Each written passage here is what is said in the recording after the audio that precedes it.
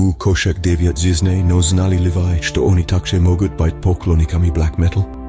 Przedstawcie sobie to, koszaczy ensemble, igrający na iskažených gitarach, stuczащий po bystrym rytmam i wyse to.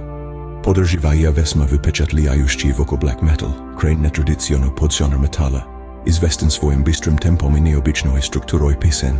Возникший w 1980 godach, on często asocjuje z grupami typu Venom, Bathory a Merciful Fate.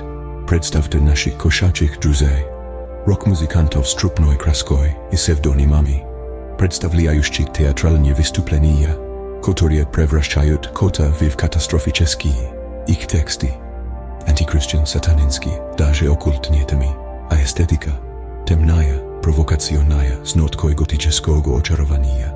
Od antitezma do przyrody i folklora, ideologia black metal raznobrazna i nasi koszki, oni przyjmują wizję. Potomu w следующий raz, когда вы увидите koszku, pomnite, ona może stać следующей sensację w black metal.